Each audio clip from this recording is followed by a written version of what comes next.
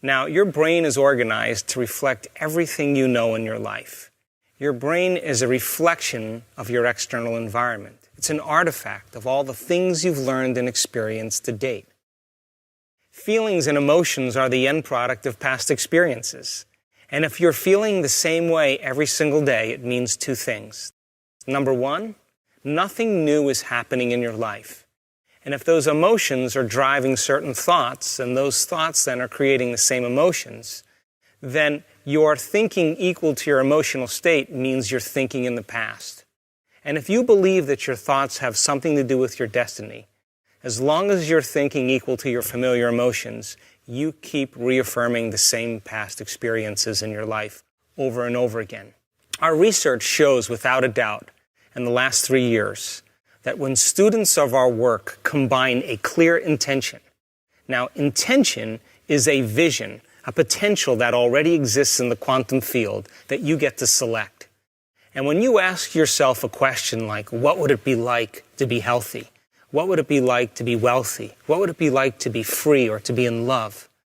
The moment you ask that creative question, a part of your brain called the frontal lobe turns on. That's the crowning achievement of a human being. Once that area of the brain turns on, it's like a great symphony leader. It looks out of the landscape of the entire brain, and it begins to randomly select different networks of neurons that are connected to the things you've learned in your life or the experiences you had. And it begins to seamlessly paste them together to create an ideal, a vision, or an internal representation. That is a potential experience that's awaiting you. But it's not enough to just have the mind involved. Thoughts are the language of the brain, and feelings are the language of the body. And how you think and how you feel creates a state of being.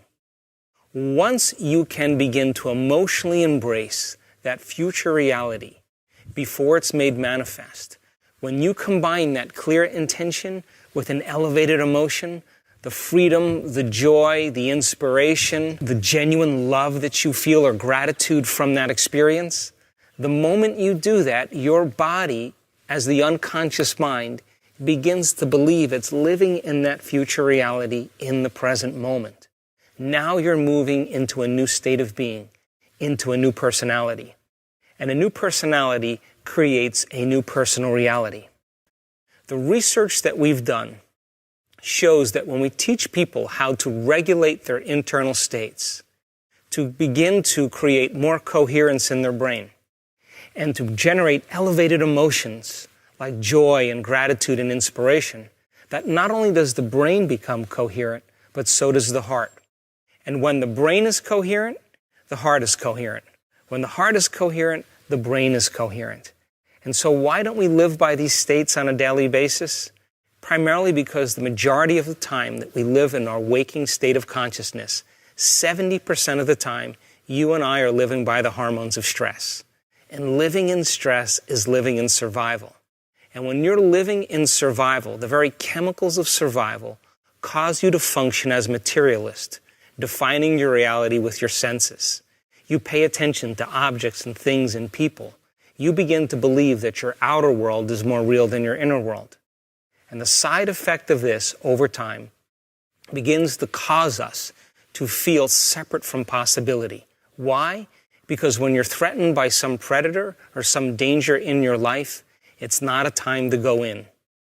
It's not a time to trust the unknown. It's not a time to open your heart and feel love. It's not a time to communicate. It's not a time to create. It's not a time to learn. It's a time to survive. So then, in order for us to create then, we have to lay down the very thing we used our whole life to get what we want for something greater to occur. And most importantly, we want you to understand when you're in the creative state and when you're not.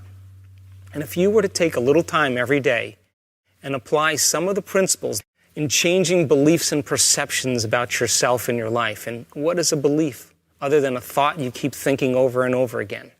And all beliefs are based on past experiences.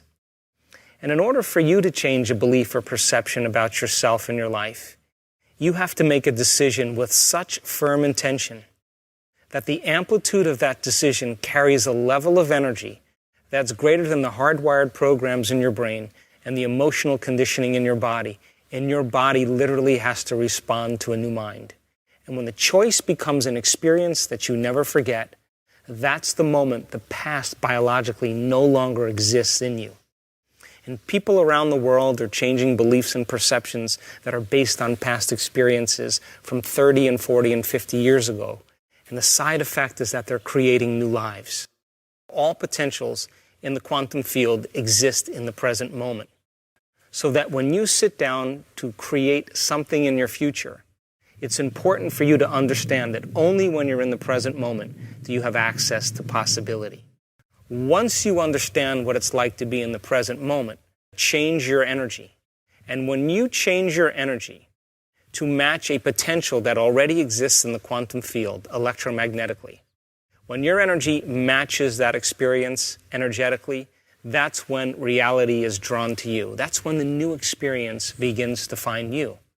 So whether you want to change your health, or create something new in your life, or experience a mystical moment, or lucid dream, whatever your passion or desire is, specifically select those potentials and create the life that you want, so that you don't have to go and get it, that in fact it comes to you.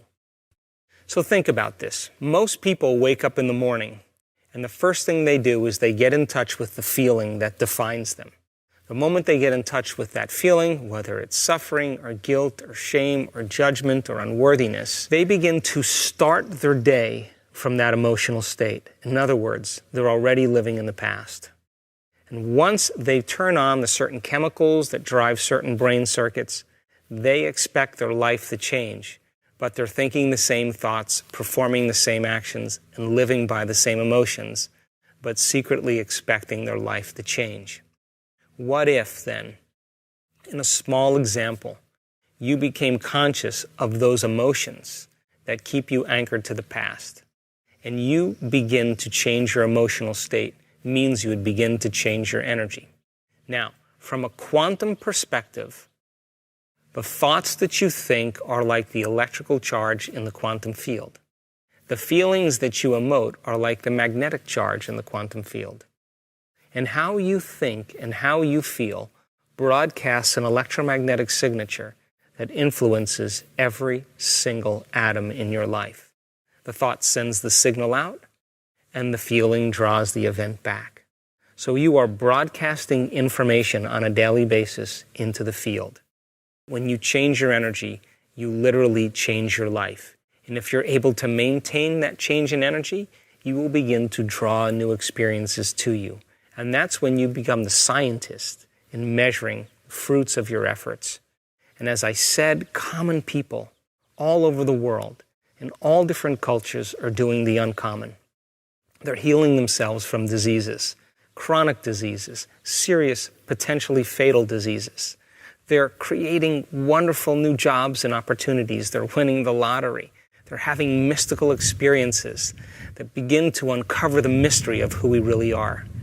And I think that the biggest lie that we've ever been told is that we're linear beings living a linear life. But in fact, we are dimensional beings living a dimensional life. And so uncovering the mystery of the self, beginning to look deeper and understanding who we are, that if knowledge is power, then knowledge about yourself is self-empowerment. And I want to inspire you and motivate you so that you can begin to apply these principles so that you get to be the recipient of your own efforts. For example, we've had several people in our work heal themselves of very difficult conditions. One lady in particular experienced a very sudden loss.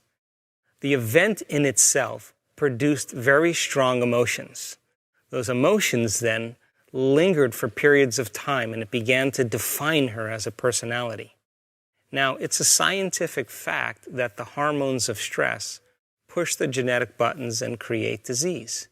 So the long-term effects by living by those chemicals literally are harmful to our body, justified or not. Now, we've all had traumatic events in our life, and some of those traumatic events brand us both neurologically and chemically. In this woman's experience, the event was so traumatic that the emotions lingered for weeks and months and finally years, it became part of her identity. And so, as a result of the long-term effects and her personality being defined by the past instead of the future, living by those same emotions began to break her body down. In a very short amount of time, she developed paralysis from the waist down. The result of the effect of the paralysis created more stress in her life. Now she couldn't work. She couldn't take care of her children. She couldn't make any money. She couldn't take care of her house. She had to get assistance from other people, and her mother had to move in with her. And because of all of the effects of those circumstances, her stress hormones went up. In a short amount of time, she developed ulcerations on all the mucous membranes of her body. Those mucous membranes with all the ulcers caused her to no longer eat properly. She couldn't eat. And because she couldn't eat, the chemical imbalance from no longer eating enhanced her stress levels even further.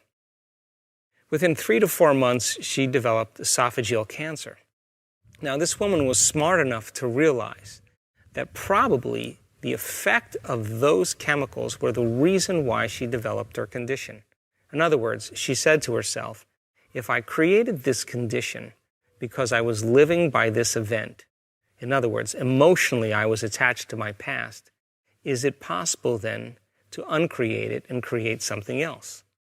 So she began the work and the meditations, and every single day, whether she felt like it or not, she practiced her meditations.